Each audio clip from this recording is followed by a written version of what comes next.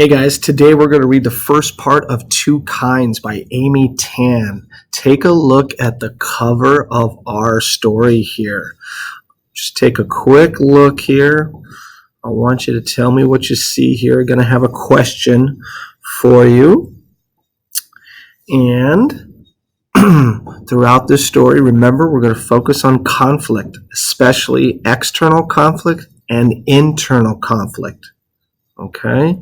Our essential question, once again, is when do we really know someone? If we go back to our first short story in Unit 1, Mike and the mustache, he found out a lot of information about his grandmother. This week we've talked about a potential conflict between a daughter and a mother. And maybe this picture says it all. Okay, guys, so let's find out what plans an ambitious mother has for her daughter. Okay, here we go. My mother believed you could be anything you wanted to be in America. You could open a restaurant. You could work for the government and get good retirement. You could buy a house with almost no money down. You could become rich. You could become instantly famous. Of course, you can be prodigy too, my mother told me when I was 9. You can be best anything. What does Auntie Lindo know? Her daughter, she is only best tricky. America was where all my mother's hopes lay. She had come here in 1949 after losing everything in China.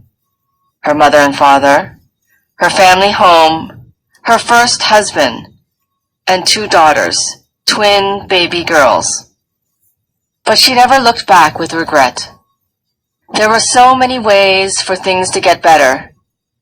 We didn't immediately pick the right kind of prodigy. At first, my mother thought I could be a Chinese Shirley Temple. We'd watch Shirley's old movies on TV as though they were training films. My mother would poke my arm and say, "Ni kan," you watch. And I would see Shirley tapping her feet, or singing a sailor song, or pursing her lips into a very round O, while saying, "Oh my goodness." "Ni kan," said my mother, as Shirley's eyes flooded with tears. "You already know how. Don't need talent for crying." Soon after my mother got this idea about Shirley Temple, she took me to a beauty training school in the Mission District and put me in the hands of a student who could barely hold the scissors without shaking. Instead of getting big fat curls, I emerged with an uneven mass of crinkly black fuzz. My mother dragged me off to the bathroom and tried to wet down my hair. "You look like Negro Chinese," she lamented, as if I had done this on purpose. The instructor of the beauty training school had to lop off these soggy clumps to make my hair even again. "Peter Pan is very popular these days," the instructor assured my mother. I now had hair the length of a boy's, with straight across bangs that hung at a slant, 2 inches above my eyebrows. I liked the haircut, and it made me actually look forward to my future fame. In fact, in the beginning, I was just as excited as my mother, maybe even more so.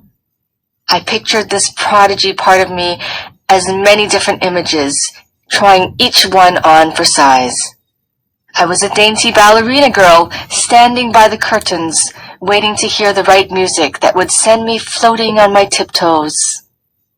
I was like the Christ child, lifted out of the straw manger, crying with holy indignity. I was Cinderella, stepping from her pumpkin carriage, with sparkly cartoon music filling the air. In all of my imaginings, I was filled with a sense that I would soon become perfect. My mother and father would adore me. I would be beyond reproach. I would never feel the need to sulk for anything. But sometimes the prodigy in me became impatient. If you don't hurry up and get me out of here, I'm disappearing for good, it warned. And then you'll always be nothing. Every night after dinner, my mother and I would sit at the Formica kitchen table. She would present new tests, taking her examples from stories of amazing children she had read in Ripley's Believe It or Not, or Good Housekeeping, Reader's Digest, and a dozen other magazines she kept in a pile in our bathroom. My mother got these magazines from people whose houses she cleaned. And since she cleaned many houses each week, we had a great assortment. She would look through them all, searching for stories about remarkable children.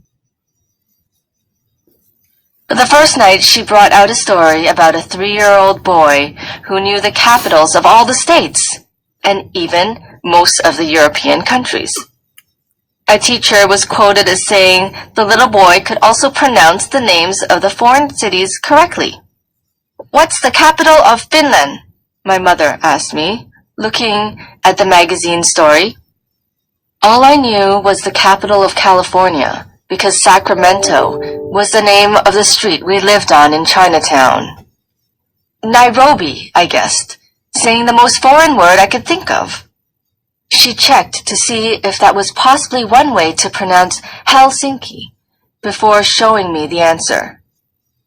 The tests got harder, multiplying numbers in my head, finding the Queen of Hearts in a deck of cards, trying to stand on my head without using my hands, predicting the daily temperatures in Los Angeles, New York, and London. One night, I had to look at a page from the Bible for 3 minutes and then report everything I could remember. Now, Jehoshaphat had riches and honor in abundance, and that's all I remember, Ma, I said. After seeing my mother's disappointed face once again, something inside of me began to die. I hated the tests, the raised hopes and failed expectations. Before going to bed that night, I looked in the mirror above the bathroom sink, and when I saw only my face staring back, and that it would always be this ordinary face, I began to cry. Such a sad, ugly girl. I made high-pitched noises like a crazed animal trying to scratch out the face in the mirror. And then I saw what seemed to be the prodigy side of me, because I had never seen that face before. I looked at my reflection, blinking so I could see more clearly. The girl staring back at me was angry, powerful. This girl and I were the same. I had new thoughts, willful thoughts, or rather, thoughts filled with lots of won'ts. I won't let her change me, I promised myself. I won't be what I'm not.